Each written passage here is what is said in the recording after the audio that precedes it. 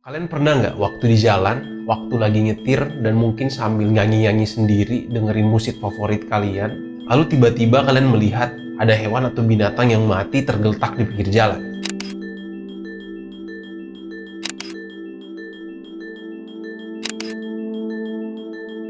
Gue pun melakukan riset sederhana. Setelah baca-baca, akhirnya gue menemukan istilah untuk menggambarkan fenomena ini. Roadkill. Intinya roadkill adalah hewan yang mati karena tertabrak atau karena ditabrak oleh suatu kendaraan. Biasanya hal itu terjadi di jalan tol atau di jalan raya.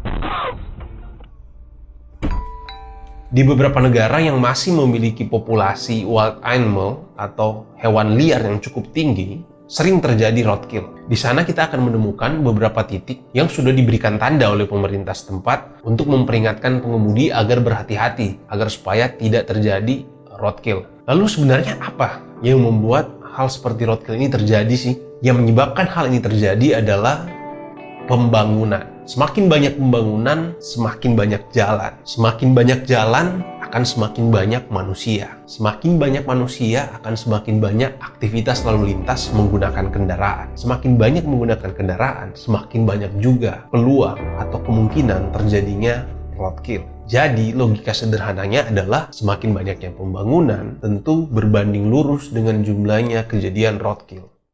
Lalu apa solusinya? Bagaimana cara kita untuk memitigasi atau mengurangi terjadinya roadkill ini sehingga tidak semakin banyak hewan yang mati ditabrak oleh manusia? Selama ini ada beberapa cara yang digunakan di seluruh dunia. Cara yang paling umum dan mungkin yang kita lihat selama ini adalah menggunakan pagar.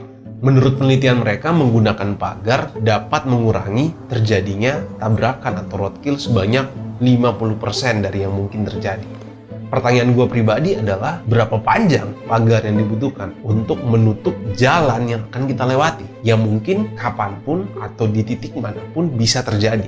Untuk meminimalisir terjadinya roadkill di mana mereka menyeberang di jalan yang sering dilalui oleh kendaraan, para ilmuwan dan para arsitek membuat suatu jembatan atau mungkin di beberapa daerah menggunakan terowongan di bawah atau mungkin jembatan di atas untuk mereka menyeberang. Cara ini memang lumayan efektif membantu mengurangi terjadinya roadkill. Namun, data yang ada menyatakan bahwa untuk membuat suatu penyeberangan ini membutuhkan biaya yang cukup besar dan membutuhkan waktu untuk menyesuaikan hal ini kepada hewan-hewan tersebut. Atau dalam hal ini mengubah behavior dari hewan tersebut yang biasanya melewati tanpa keteraturan atau hanya melewati jalan raya, harus melewati suatu jembatan atau harus melewati suatu terowongan yang sudah dibuat oleh para arsitek tersebut.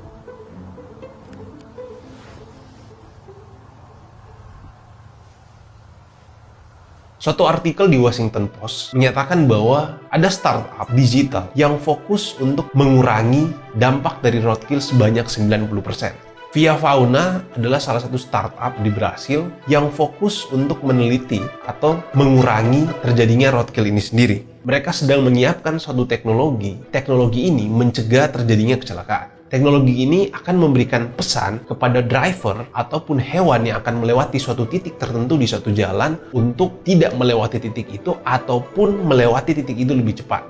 Mereka mengatakan bahwa tanda-tanda itu bahkan bisa muncul ratusan meter bahkan 1 kilometer dari titik yang kemungkinan besar menurut analisa mereka akan dilewati oleh suatu hewan. Intinya dengan adanya teknologi ini memberikan waktu bagi pengendara ataupun bagi hewan untuk mendapatkan tanda-tanda terlebih dahulu.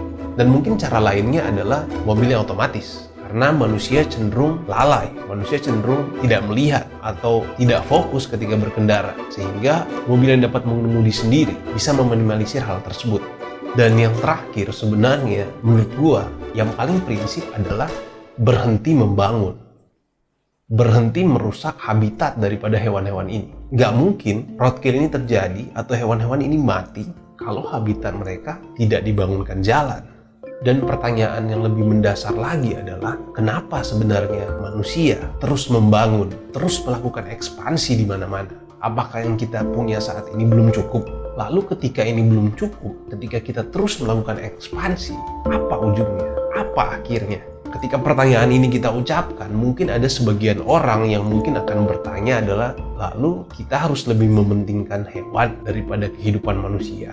Lalu kita harus lebih mementingkan kehidupan hewan daripada peradaban manusia yang terus berkembang. Menurut gua logikanya tidak sesederhana itu. Roadkill sebenarnya adalah sebagian kecil dari fenomena alam yang terjadi di depan mata kita.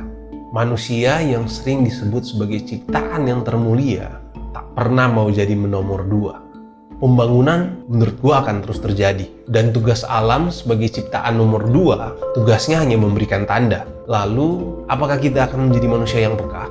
Manusia yang mampu membaca tanda-tanda itu?